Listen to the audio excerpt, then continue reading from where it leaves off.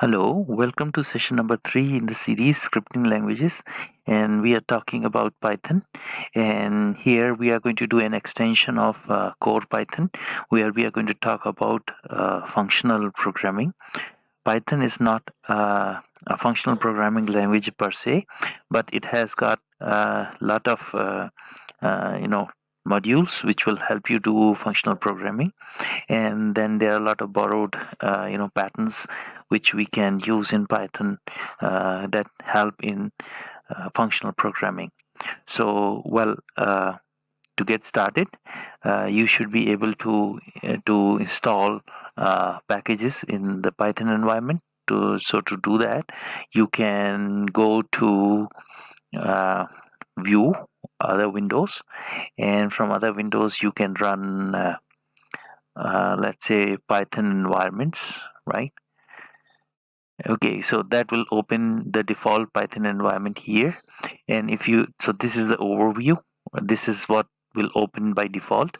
Then what you can do is you can choose the packages, right? So here what you can do is you can see all the installed packages. And for this course you would need to install this MyPy, right? So you can search for this MyPy over here, and when you come to that MyPy, you can say run command pip install MyPy. And when you do that, you can elevate your preferences to allow you to install it. So you can say elevate now, and then it is going to install that. So I'm not going to install because it's already installed, right? So that's already done. So I'm going to cancel that. So as far as the other environments, you can, for example, you need a matplotlib, right? So you can just type matplotlib here, and then you see it is, for me it is already installed. Otherwise, if you want to update also, you can just run command pip install matplotlib, and it's going to update it. If it is not installed, you will not find it. In that case, you just run this pip install to install matplotlib. Now when you install matplotlib, it will automatically install numpy. If you want to install numpy separately before matplotlib, you can do that. So there is a dependency of matplotlib on numpy, so it installs numpy for you. So but if you want to do it before, you can run this pip install numpy. So this is where you can install most of the packages, and some of the packages like third-party packages which you do not find, you can go to the website and install from there. So we are going to do functional programming in this session. And what is a functional programming? It is just a very clear way of expressions, and these expressions which can be evaluated, and these expressions are built into function definition itself, so that the language looks more concise. So that's functional programming, but not all the algorithm will offer themselves for functional programming. So we are going to see what are the requirements for functional programming. Okay, so now we are going to talk about functions. Now you know the difference between function and a method. A function is basically a block of code which you can call anytime, and to it you can pass certain parameters which it can use to do some action, right? So it will work on those parameters to do some action, and then it may return or may not return a value, right? So that's a function. Now the same function, if it belongs to a class or a type, right? So that means that it will be, when it will be called, it will be the parent which is hosting that function dot, then the function name. So that's how you're going to call a method. So that will be called a method. So method is basically a function which belongs to a type or a class, right? While a function stands on its own. You can call it from anywhere, right? So that's called a function. Now there's something special about these functions. Now functions can be, let's say, I can say functions can be pure functions.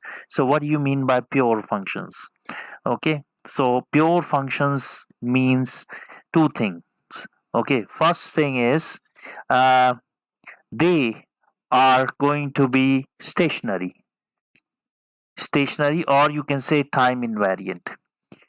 What it means is that no matter when I give them an input, if I give same input, it is going to produce same output.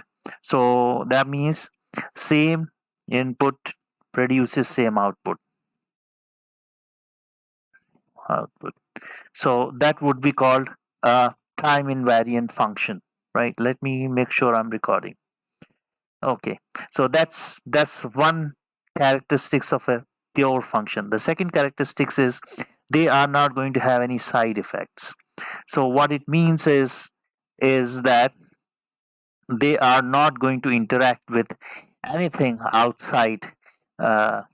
outside the function. Basically, they are complete in themselves. They stand alone. They don't interact with the um, external variables or external functions, right? So basically, they do not touch data which is external to them. They just going to work with the data which is available with them, right? So these functions are called the functions without side effects or pure functions. So pure functions lend themselves to what is called functional programming, right? Another so that's what we are going to demonstrate. So functions, pure functions are time invariant. So whenever you give them a certain input, they are going to produce the same output every time. Second thing is that they do not have any side effects, that they do not touch any variable outside of themselves. So that is called a pure functions. Now the next thing is something called higher order functions. So what it means is, I'll just tell you, higher order functions. So what it means is that a function can be passed on to another function through its pointer, right? So the function that receives this function as a argument would be called a higher order function. So let's list some of the higher order functions which you can see. For example, there is a map. There is so everything is a lowercase. So there's a map. Then there is a filter. Then these are some common functions, higher order functions. Then there is reduce, right? Then there is zip. Okay, so there are lots of higher order functions which receive other functions as input. So why is this possible? Why we are able to pass the functions? We are able to pass the pointer to a function because the function itself is stored in a memory, right? So whenever we use an identifier for a function, that identifier basically stores a location in memory, right, where that function exists, right? So we will be able to pass that pointer to another function, right? So these functions which receive other functions as pointers, they are called higher order functions. So let's see what do I mean by that. So for example, let's say I define a function called squared. So squared is going to receive one argument, let's say num1, right? And then it is going to return, let's say, num1 square. Okay, num1 raised to 2. So now this is a simple function. Now what do I mean by the the address of a, or rather the pointer to a function? So if I try to print instead of calling a function, I print this function. So let's see what it gives you. So if I just run this, so you see function squared is at this memory location. So this is a pointer to that function. So can I do this? So can I copy that pointer? So for example, I can say square is equal to squared, right? So I'm not calling the function. Here I am passing the pointer, right? So if I was to print sq, it'll give the same results because I have copied the pointer. Uh, Wait, there's a spelling mistake. Okay, squared. Okay, fine. Okay, so you see SQ is pointing to the same location as squared. So let's print that too. Okay, so let's print that also. So you will understand what I'm talking about. Print squared. Okay, so now if I do this, so they are pointing to the same location, right? Now let's say if I delete one of them. Okay, so let's say I delete squared. So what did I delete? So let's use a keyword delete. So if I deleted this squared, what did I delete? I deleted the pointer, right? So if I try to call this again here, I cannot say squared a number, let's say 5, and I would print this out, right? So I would print this out. Right. So in this case, is it going to work? We have already deleted the pointer. So I'm calling by the deleted pointer, I'm calling squared 5. It will not give me 25. It just says uh, name squared is not defined because I deleted it. Right. Now, can I use the pointer which is stored in SQ? Yes, because it's still available. Right. So square of 5 is 25. Right. So now you understand what is a function. A function is nothing but a block of code which can be called with the parameters, and the identifier is basically a pointer to that function. So that's there. Now let's see an example. Okay, let's say my list, I create a list of numbers. Okay, so the easiest way to create a list of numbers would be list, and then I can use the list function and then put in a range, and the range I can put is up to 10. So I'm putting numbers 0 to 9. So let's print that list. Print my list. Right. So if I do this, I am going to get back a list with 0 to 9 numbers. Right, 0 to 9 numbers. I'm getting 10 numbers here in that list. Now, let's say I define a function which is going to square these numbers. So I'm going to define a function which squares it. Okay, so define squared as it was, right? And this squared function is not working on a list, but it is only going to work on one of the items in that list. So basically it just works with the one number, not a iterable. So I return num1 square. How's that? So basically this function is returning the square of a number which is given as input, right?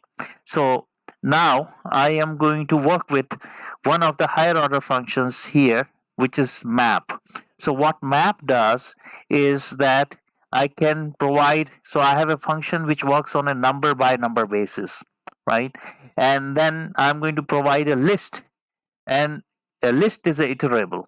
So what it means is that it'll put first member into that function, get the result, put second member into the function, get the result, put third member into the function, get the result, right? So it is iterable. So let's say I am going to say I want to get a list, right? And the list basically is going to be getting a map, and in that map I am going to specify the function which is squared. So this is, I'm passing a pointer to a function. So map is a higher order function now. So I am passing the pointer to squared function, and my list. Okay, so my list is a number from 0 to 9, right? So this is a iterable. So I have passed that, and I can print it, right? So I can go ahead and print it.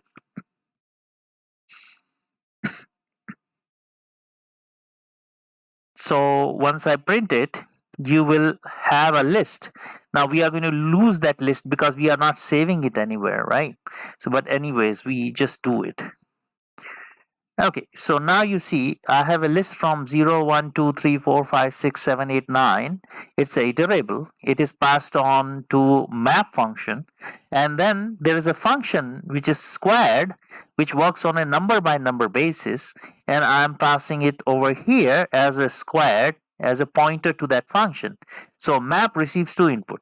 One is the function which will operate on each member of the list or iterable, and then the iterable itself. So map is going to operate on that and going to return, okay, something which is again uh, which is basically the elements which are going to be added to the list. Now map by itself is a generator. So what I mean by generator, map basically doesn't take a list which is iterable and generate a list. It doesn't return a list. What it returns number by number from that list. So that will be called a generator. So what I mean by that, so let's understand this. So for example, if I say list, a list would have members, right? Okay, so this would be a list. Now a generator on the other hand will first produce 1, right? And then it would replace that 1 by 2. Then it will replace that 1 by 3. So only one memory location is storing this value, which is being updated: 1, 2, and then 3, while a list is storing 3 of them in the memory location. So for example, let's say an integer takes 4 bytes to store. So the list would be taking here 12 bytes to store, while a generator would be taking only 4 bytes because it is not storing those values. It is storing 1. When it is used, then the next one is generated in the same location, and the next one is generated in the same location. So there is only one location in which there is a storage. So a generator basically uses, just one location to store all the members one after the other in time, right? While the list stores all the members, or any iterable basically stores all its members in the memory locations. So this consumes a lot of memory space, while this doesn't. Same thing is with the range, right? So if I say range, and I give it a input, for example, like this in my program. So what range is doing is, range is a generator.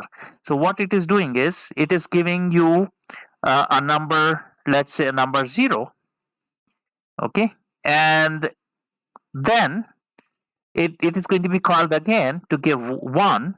So it starts with 0, then it's going to give you 1, then after some time it's going to give you 2, then 3, then 4, so then 5, and so on up to 9. So that would be called a generator. Generator doesn't require a lot of memory space, and that's why this is good, right? So now let's see what's happening with this map. Okay, let's go back. Okay, so the map is generating this output, which is going to go number by number. So it is going to go to the first element, which is 0. It is going to call this function with 0, and it will return 0. Next time, my list, the next member is going to be 1. So it is going to call this squared function by 1, and then it's going to return 1. Then it will look at the third member, which is 2. Then it's going to call squared by 2. That will become 4, and it will return 4. So this list function is going to arrange all the numbers which are received by map one after the other into a list which would have 10 numbers. So basically we are going from one memory location to now 10 memory locations by this list function. So I hope you understood what this list is doing. So this is very simple. Now let me introduce another thing. Do I really need to define something like this? So maybe if I get rid of this, can I define my function in the line itself here? So here I am going to use something called anonymous functions. They are not named. That's why they are called anonymous. So we call them with lambda. Okay, lambda, it's a keyword, that's why it's blue color. and then we are going to say the input. So in that case, input is, let's say, item, right? And then I am going to say what would be the output. The output is going to be square, so it would be item raised to 2. Okay, so what did I do here? I generated a function which receives item as input and returns back item square. And this is an anonymous function. It doesn't have a name, because remember, we are going to pass a location to that function, and that location is need not have a name, right? Because map is knows what location it's going to receive. So you use something called a lambda operator to generate these anonymous functions. So anonymous functions have an input followed by the output, and then this would be stored. This function, the whatever is this function, its pointer is passed on to map, and it's going to go member by member on this my list, right? So let's see if this works.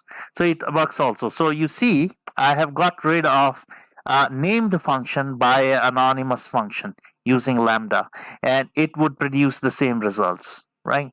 So let's say, yeah, so it does takes element by element and does a square of it, right? So that's a lambda operator or anonymous functions. Now let's say another function which I am going to use. So let's just do a control C. So control V. Let's say another function is a filter function. So what filter does is it is going to take an input and it is going to pass that input as an output, right? So the same input is passed as an output based on a certain filtering condition. So that filtering condition, if it is true, that member of the list is going to be passed or returned, right, by this function. So how would I write this? I would write this as item mod 2 is equal to, let's say, 0. So that means that I'm taking the list, and in this list I'll go member by member and check if that member is going to return a true for this condition. So that means that it's going to be an even number. So it's going to return an even number. So it is going to receive each item of the list, and it is going to return that item, okay, only when this condition is met. Okay, so then I would have filter returning me all those members in the list which are even, right? So if I run this, okay, so now you see here we have got input as 0, 1, 2, 3, 4, 5, 6, 7, 8, 9, but the output is going to be 0, 2, 4, 6, 8, which are even numbers, right? So let's say if I want to make it an odd number, then I would say not equal to, right? So this will return me all odd numbers in the list. So 1, 3, 5, 7, 9, right? So 1, 3, 5, 7, 9 are the odd numbers here. So the filtering condition here returns a boolean. If this boolean is true, that member of the list is returned back. That's what a filter does. Now the next one is called reduce. So all this is one-to-one function. If you see, all this map and filter is doing a one-to-one function. But then let's say if I want to do many-to-one function, so let's say if I want to do an average, right? So I will sum all the members in a list. Okay, so for that I would need a function which is in another module, which is called function tool. Let me see.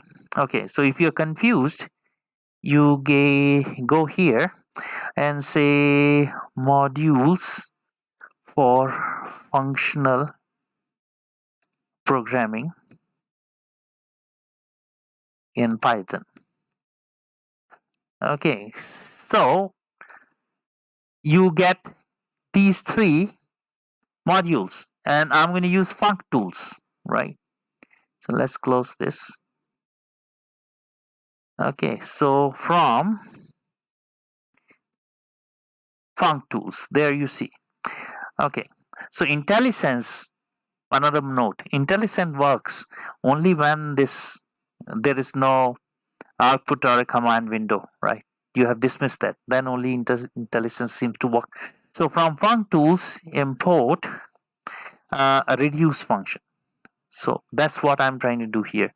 Now here I want to print a sum of the members of a list, right? So I can call this as total is equal to reduce. So it is not going to be a list because it is a simple one number, right?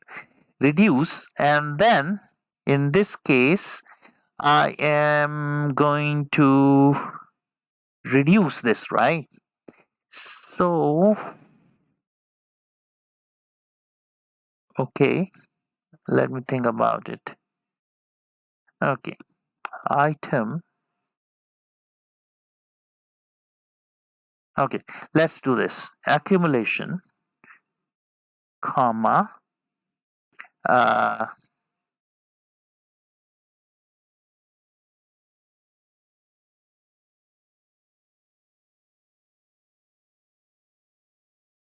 oh boy. Okay.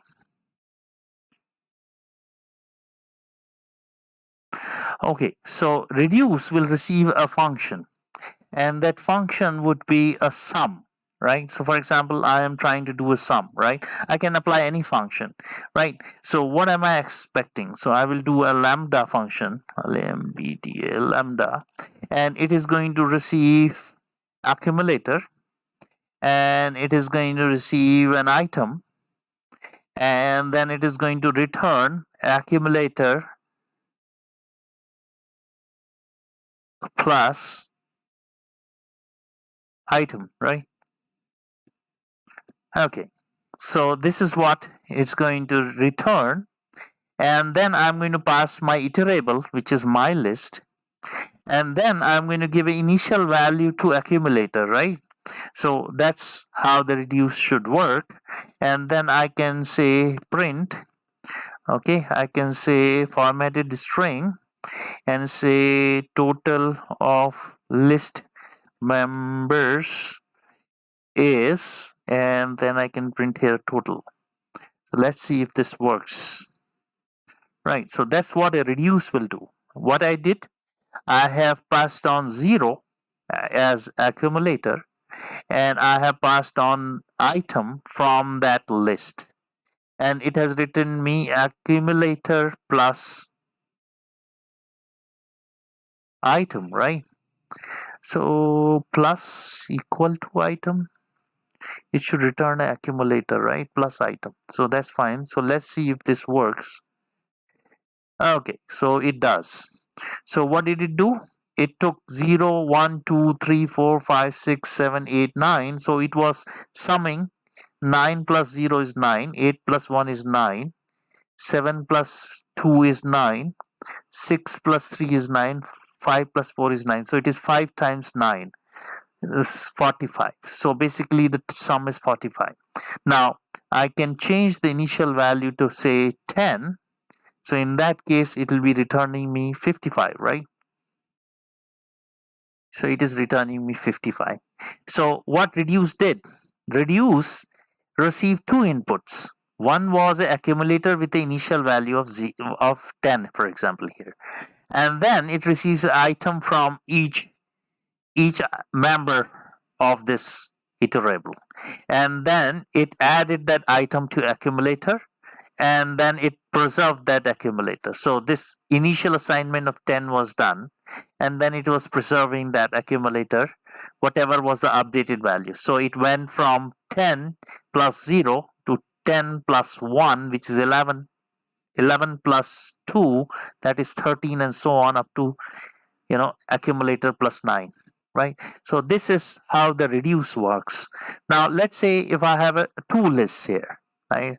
So let's say my base, and my base is a string with 10 characters, let's say. So I generate it like this list, okay, and let's say I put in a string here. Okay, so let's see, 3, 3, 9, 10, 3 to the 6, 8 members, stranger 01 or stranger. Okay, I would put here Mr. Stranger. So Mr. Stranger, MRS, then this is 3, 6, 9, and 10. So now I need two equal lists, equal in length, and I'll be able to zip them together. So that's what zip function does, which is another higher order function. So I can say here print, then I can call here list, and it is also a iterable, so I need to put here list. So it is also a generator, so that's why I have to put a list around it. Zip, otherwise it is going to just receive all the numbers, so you'll see only the final number here. So zip, I am going to zip two lists. One is my base and the other one is my list.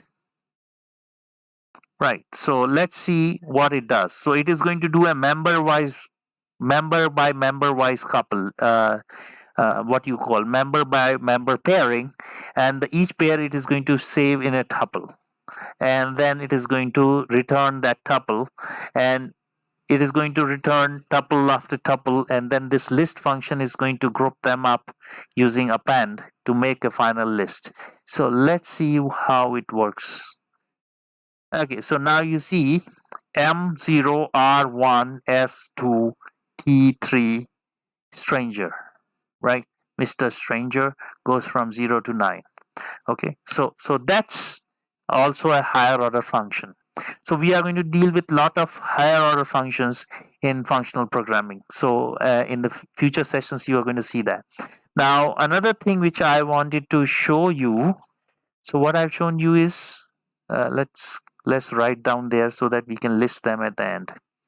Okay, so the next thing which I have shown you, so I have shown you iterable versus, so I have shown you iterable versus generator. Then I have shown you higher order functions, right? So I have already listed them. Okay, so now the next thing which I want to show you is how do you work with generators, like how do you make a generator. For example, range is a generator. Can I do my own range, right? So that's what I would like to do. So let's get rid of all of this stuff, right? So let's say I am defining a function myGen, and this myGen is going to be receiving num1 and num2. So these are my limits, okay? And then it is going to step by, let's say, any step value, right? So this is a function. Then here what I'm going to do is I'm going to say ini is equal to num1, right? And enter. So I have initialized num1 to ini. Then I'm going to say while ini is less than num2. So up till now it is very easy. I'm trying to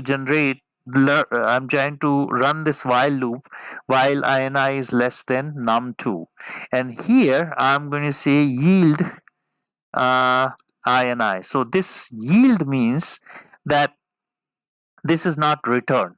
What it means is you are going to return ini, but then it doesn't mean that this is going to stop here. So if I put here a return, for example, the return would stop here.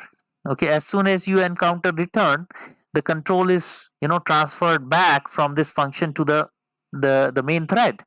So that's not what I'm doing. I'm doing a yield. What it means is that this is going to freeze this while loop, and it is going to return ini, and then it is going to wait for a further instruction. So what a further instruction can be, ini plus equal to step, right? So that's the next thing which is going to happen. Hang on a second. Right, so I have made a generator. Now let's see how this is going to work, right? So I am going to say my list is equal to list, just like the higher order function which you passed on, like map, reduce, filter, and zip. Okay, so that was a generator. In this here, mygen is a generator now, and mygen is going to receive, let's say, 1 to 10, and in steps of 2, let's say. Right, so let's see if this is going to work. So I am going to, so my list would be iterable now, and which is generated by mygen instead of range, right? So range does the same work, right? So we have generated our own version of range method. Okay, so now here I can say print my list. Okay, so what has happened here is that I have created a generator. Okay, so you see our generator is working. I'm going to get 0, or rather I'm going to get 1, and then plus 2 is 3, plus 2 is 5, plus 2 is 7, plus 2 is 9. So our generator is working. So you understand how the yield works. Yield freezes the current state of the function. It doesn't exit the function. And whenever it's called again, it is going to, there is a another dunder method inside it. So what are these dunder methods? These are the methods which are, like, for example, we have seen example of 2 of them. One of them is init, right? So it is goes underscore underscore init underscore underscore. So this is a dunder method. Another one which is a constructor, and then another method is this delete, which is a destructor. Similarly, there is another function which is called next. Okay, so this is also a form of a dunder method, right? So that is being internally called. So that is going to unfreeze this loop again, and it's going to look for the next value till you encounter this. And when you encounter this, then it is going to end. So there is no longer a yield, and the function would return. Right, so you understand how we did a generator, right? So these all concepts would be required when you do functional programming. Okay, so having done that, I have to show you one more, which is called a decorator. Okay, now what are decorators? Okay, decorators are nothing but wrapping functions. Okay, so I can take a function, wrapping functions. Okay, spelling mistake. Okay, so what do I mean by that? What I'm going to do is I'm going to take a function, and then I can add on to that functionality something, right? So basically a function does one and one thing, as we have seen in the previous session, or previously in the same session we have seen. Function does one and one thing only, right? That's how you write the function. Now, but if you want to extend that function, you can wrap that function in another function which does something, right? So let's see how do we do that. So that would be called a decorator. So let's try to create a decorator. So this is decorator is nothing but a function itself. So let's say my deco. Okay, and this is going to, is it going to receive anything? Yeah, so my decorator is going to receive a function. So let's say func is a pointer, right? And so inside it is going to define a wrapping function, right? And this wrapper is going to receive, let's say, whatever is that function is going to receive. Let's say it is going to receive a iterable my list. Okay, so now if I put a star in my list, it means that this is going to be a variable number of arguments for a function, right? So that's what it means, right? Next is, let's say in this function I'm going to print, okay, something like, what this function does. Let's say I'm going to print certain decoration around the output. So let's say I want to print some stars, okay, or let's say, yeah, stars. So that's a star, and I want to print this star 10 times. Okay, so that's just doing nothing, actually just printing stars. What I'm trying to show you is that wrapper function can add additional functionalities. Right now, here, after doing this, I can call the function. Okay, and this is a pointer to a function. So now I can call it, and I'm going to give it a variable, uh, this thing, list. Okay, so now it is going to return me, for example, a list. Okay, so what I'm trying to do is I am going to take all the a variable number of arguments in a function and then put them into a list and return that list. So that's all what it is doing. So what I'm saying is, let's say I have a function. Okay, so I'll call this function as gen list. Okay, so it is going to generate a list and it is going to receive a variable number of inputs, let's say. Okay, so this is variable number of inputs, and let's make it small case. Okay, so what it is going to do is it's going to take this input and it is going to return me a list, and the list is going to be the list of whatever arguments I have given. So you understand what I'm trying to do. I'm going to take variable number of arguments and I'm going to put them in a list and going to return it. So that's my gen list is going to do. So I am going to put a wrapper around this gen list, right? Or I can say one more thing. I can take these numbers and let's forget 2. And I can return the squares, right? So this would remain 1, this will become 4, this will become 9, this will become 4 again, this will become 16, and this will remain 1. So a generator function, gen list function is doing this. Now I want to put some more functionality around it, that I want to only report even numbers. Okay, so that I can do in a wrapper function around this function. So let's see. First of all, very simple stuff. Okay, so in this case, I'm calling this function which returns a list. Then I am going to print, or I'm going to print another set of stars, or I'm going to print the list, right? So I'm going to print the list. Then I'm going to print another set of stars below that list, right? So another set of stars below that list. And then I am going to return the list, which is also returned by this function. So this function is returning list. So I'm doing something additional around this function, which is going to receive that list and going to return the list again, right? So that's what a wrapper function is doing. It has the same output as the original function. It has the same input as the original function. So wrapper function has same outputs, same inputs, right? So at least the output I'm keeping same, right?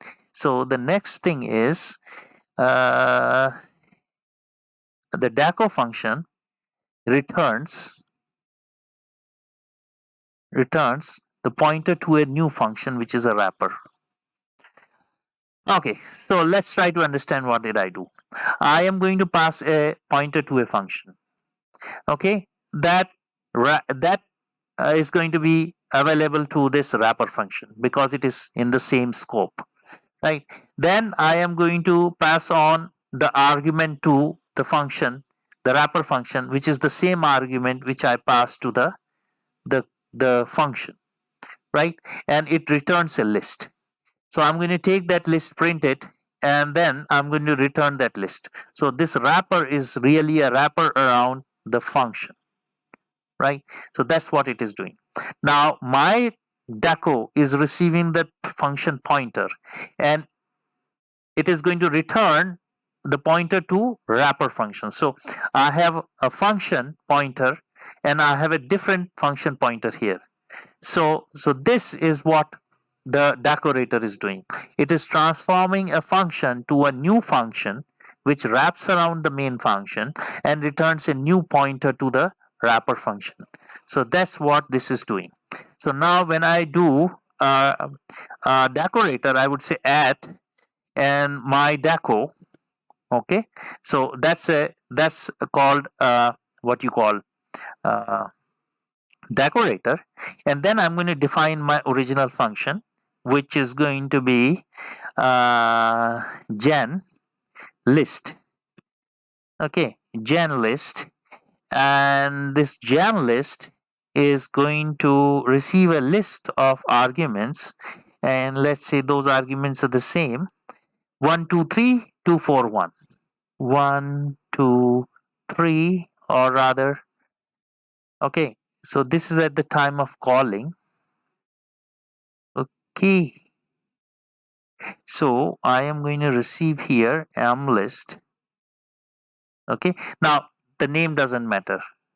Okay, the name really doesn't matter, but I can use m list again here.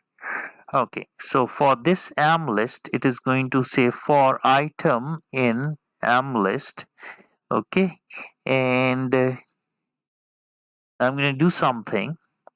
Okay, so before that, I'm going to generate a list. So ret list is equal to empty list, and I'm going to generate all the members which are of the parameter list, right?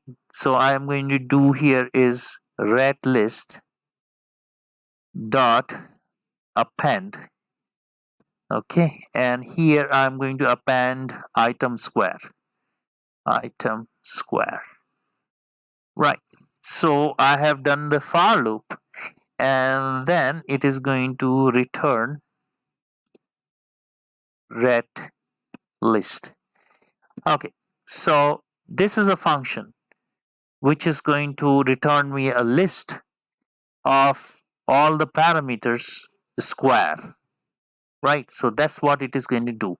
That's basically what we were planning, right? So it takes the parameter list here, it squares it and returns a list, and that function gen list is going to be passed to the wrapper function because of this decoration.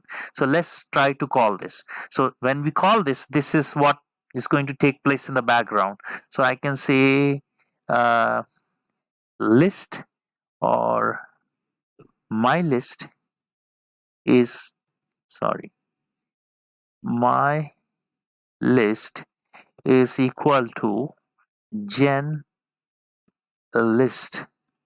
Okay, gen list, and here I want to pass on 1 2 3 4 2 1. Okay, and then I'm going to just print it. Okay, so first of all, it is going to print inside the wrapper function. So that's the additional functionality which we have provided to this function. So there was no print inside this function, but it is going to print here. Second, we are going to surround it with stars. So it will print 10 stars, print the list, and then put 10 stars, right? So let's run this. Okay, so you see here what's happening.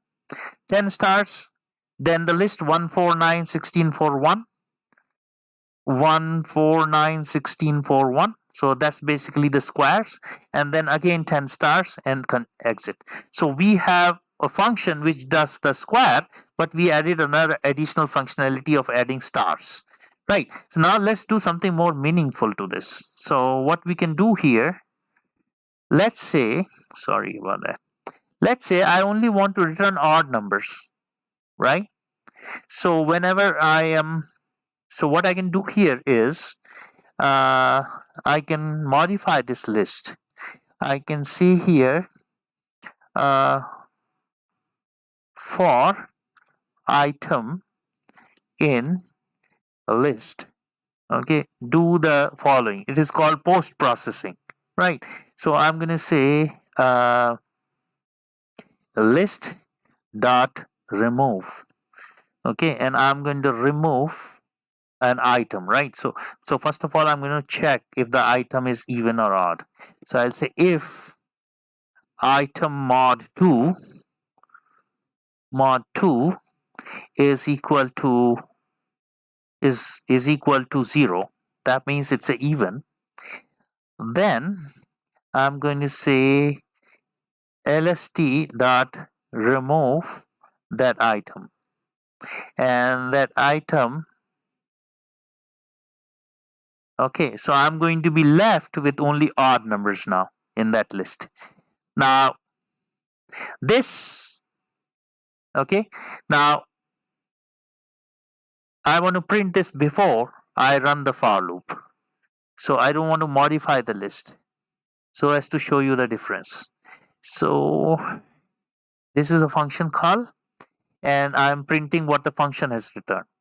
Now what my wrapper function will return would be the list without the even numbers, while the main function is going to return me the squared numbers.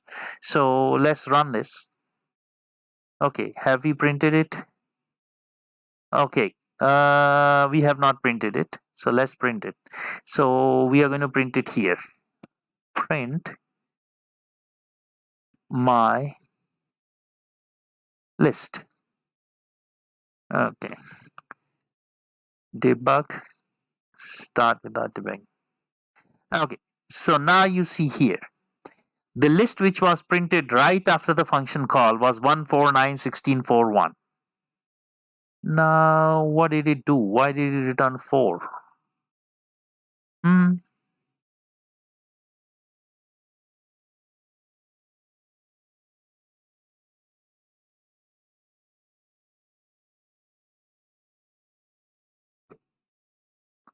Why did it return 4?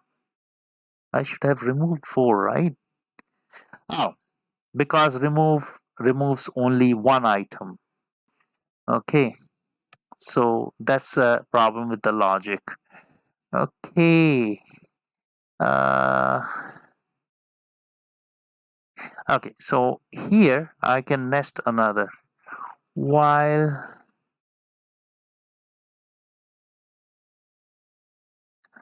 item in list. Okay, and I can say list dot remove item. So it was only removing one item.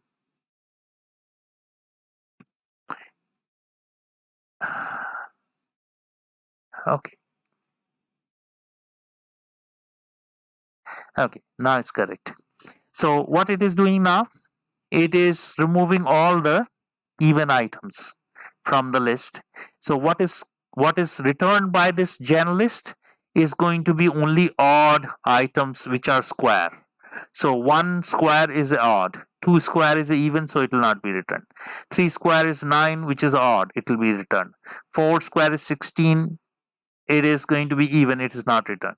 2 square 4, it's not returned, right? And 1 square 1, it is returned, right? So it is going to take out all the even numbers. Now let's say if I want to take out all the odd numbers, I can go here and say not equal to 0. So it is going to remove all the odd numbers in the list and return only the even numbers. So I'm going to run this. So you see 4, 16, and 4. All the odd numbers 1, 9, and 1, they are removed. Okay, so now you see a function was supposed to return the square, but now I have put a wrapper around it which is checking that I want to return the squared number only when the square is a even or a odd. So I have added a functionality around the function with a wrapper function. So you understood what is a decoration. A decorator basically is going to add on some functionality to a function which already exists. So it is like an extension of a function, right? So this is what a decorator is. So next is we are going to talk about some more patterns which you're going to see, or some more higher order functions which we will see in functional programming in Python.